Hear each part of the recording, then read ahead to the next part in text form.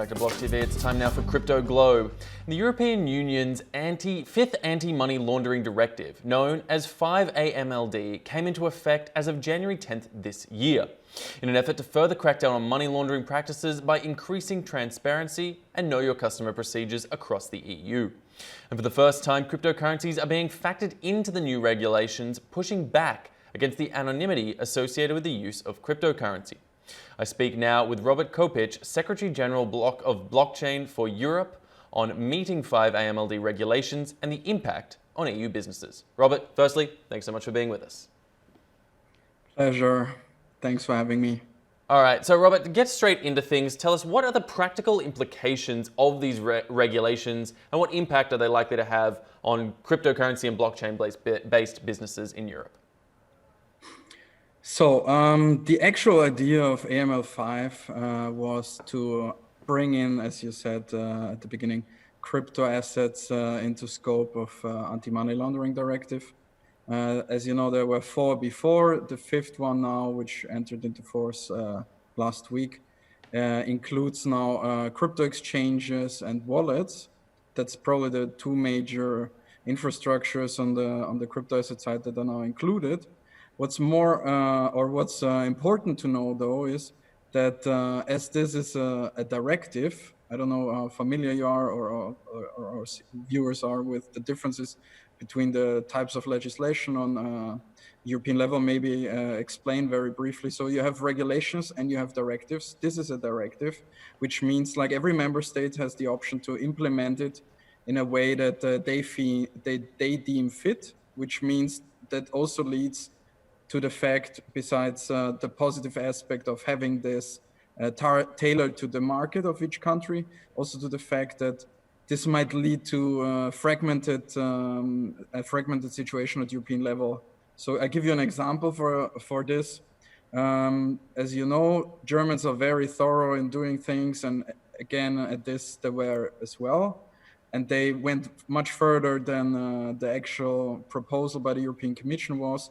So they, for example, included a licensing regime for custodians or crypto asset providers, which has some other implications, which we can discuss later if you want. But in general, it's a step forward. As you know, as Blockchain for Europe, we're promoting regulatory certainty because it helps the growth of the sector and increase usage, and we see it positively to the extent that it's not perfect, obviously, because most of the directives unfortunately are not, because of the fact that I just explained, but still, and I can tell you from sources in Brussels that they're already working on a revamp, how to further improve this to make this more innovation and business friendly. But in a nutshell, this is a positive step forward.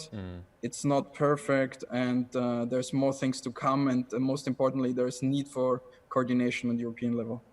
Okay, I mean, and it's an interesting direction to hear from you guys there, Blockchain for Europe, to talk about it in such a positive light. And I do obviously understand the sort of impacts in terms of that regulatory certainty you spoke about. But there do seem to be claims coming out that as a result of this new directive, a number of companies are closing down due to the new levels of regulatory scrutiny, the lack of anonymity that will be available, which was sort of the linchpin of many companies in the crypto and blockchain space when they opened. Is this really the case? Are really that many companies closing down? And if so, what are the implications for the blockchain industry of these closures? I mean, you're right. We're positive about regulation, but, and that's, I think, very important, it depends how the regulation is formulated and implemented, or rather transposed and then implemented. In this regard, I think it's a positive first step. It still has some flaws in there. I mean, you mentioned that this new regimes, for example, I mean, going back to Germany, because it's the most thorough one and the most elaborate one, together probably with the French one and the British one, it will lead to increased costs for players to comply by these rules, which is an issue, and we address this issue. I mean, that's one of the reasons Blockchain for Europe exists, is like represent the players that are affected by this and that are coming out of the blockchain business, blockchain space. And normally, you know, a lot of them are startups or mid-sized companies who don't spend a lot of money on their lawyers and compliance because they're focused on driving the innovation and be innovative. And for them, it's an issue. And we see this across Europe that a certain number of companies closing down. Some of them for the reason that the costs went up and they just simply cannot afford it anymore. And others, you know, because they just want to circumvent the system, which is probably being seen as by regulators and policymakers across Europe as a positive thing, because there's ways to, you know, apply these rules in a different member state and still be working inside the European Union's single market. But if you leave the jurisdiction of the European Union, then you're basically excluded one way or another from this. And that makes it probably in the long run an issue for those companies. But it also leads, as you can imagine, often to the fact that innovation and brain power might leave the continent as well. But, you know, regulation always try to balance, you know, like business savviness, innovation, and consumer protection, investor protection. And the European Commission tried to do that. They're in a very difficult position, as we know, because there's so many stakeholders involved, and they're really trying to be very innovation friendly. But this is, when we're looking at the design of this directive, quite difficult because it leaves some room for interpretation, and this is in our view never a positive thing. And it's not the only example where that's the case. I mean, when you look at MiFID, for example, where there's not really a definition of what a security is, because every member state again has its own definition that, for example, will be a big issue in the discussion about security tokens in the future. What is a security? Because there's not yet a definition for what a security is on European level.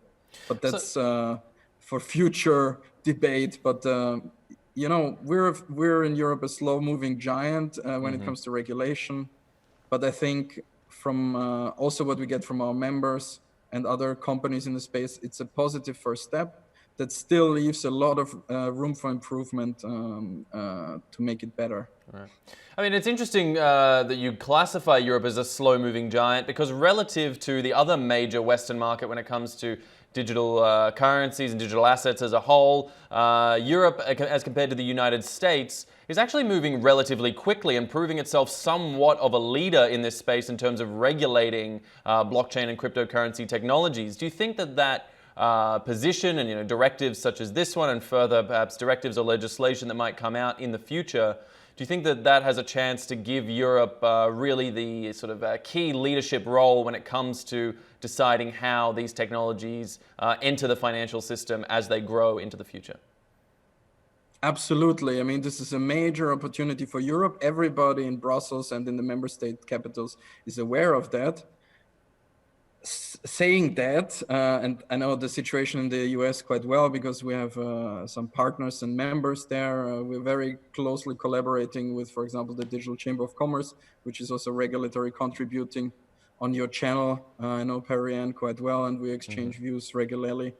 And she will confirm that, and that's true. But on the other side, different than the US, we're consisting of 28 member states, soon to be 27, unfortunately. And to find a common denominator for agreeing on something so complex as anti-money laundering, crypto assets, also the infrastructure that's involved in that, how to deal with crypto assets like Bitcoin, security tokens, and so on. It's very complicated because you have grown traditions in these markets.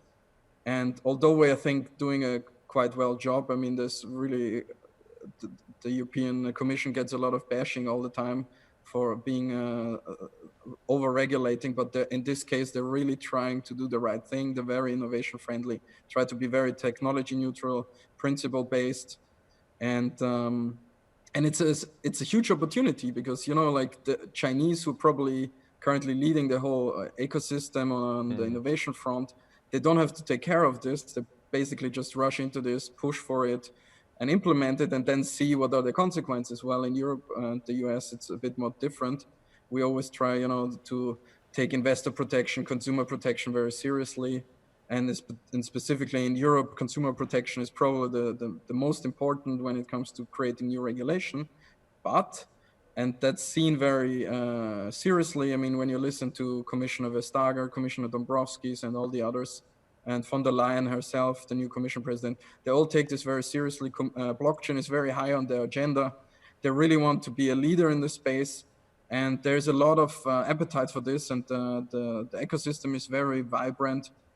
But again, when you have a directive like the AML D5, we have to be careful to, don't fragment the space. And the good thing on the other side, the ECOFIN, which is the Ministers' Council for Financial Services, agreed in December to have a more pragmatical approach to that.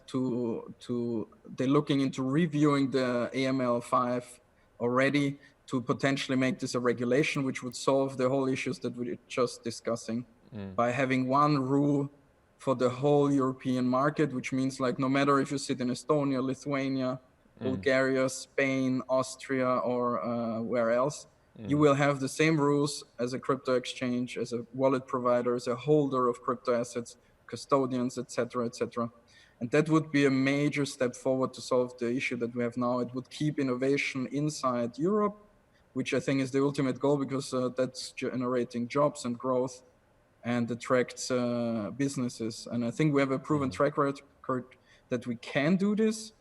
And we as Blockchain for Europe will definitely support the European Commission and push hard that there will be a harmonization on this level. And we're very optimistic that this will happen, because everybody agrees that this has to happen. We're just hoping that it's happening sooner than later. And I think that's basically the biggest issue with that we have to be patient, I fear, still a bit.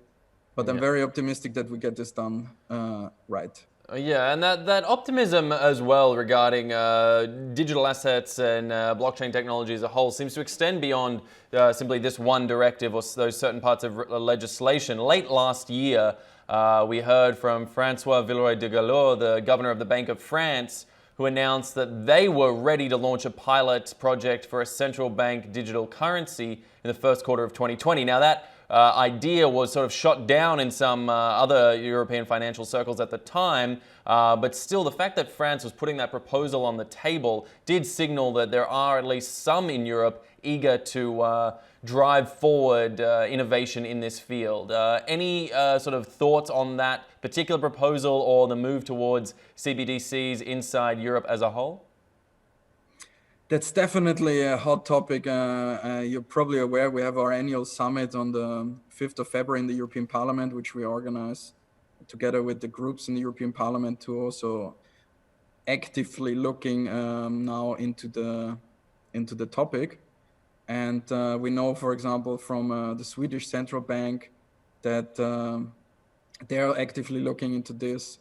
The Germans are starting to discussing it publicly, one can say.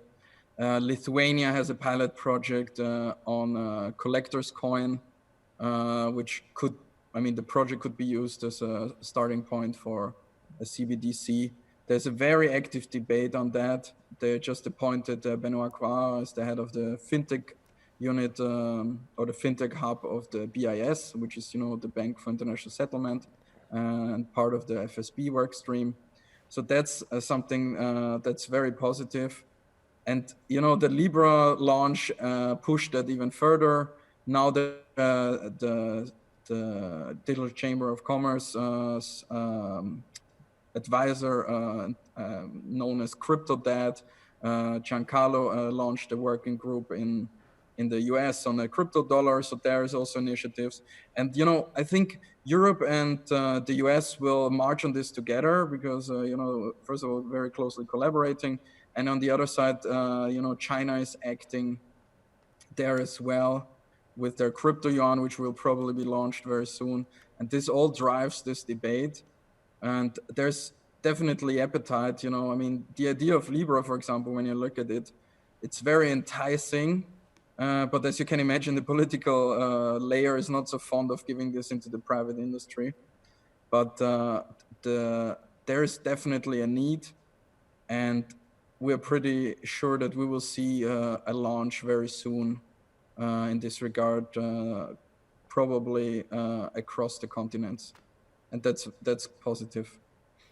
Certainly, it sounds like it could be an exciting time in Europe for this sort of blockchain and cryptocurrency development. A great lot of innovation coming out there. This regulation helping to cement the game, as it were. Robert, I want to thank you so much for taking the time to speak to us and break down some of these complex new regulations coming out of Europe. Fascinating to see how that develops. So for those watching, make sure you stay with us at blocktv.com for all the latest in news and information.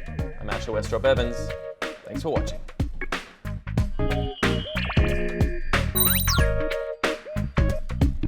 For more news and updates, follow us on Twitter.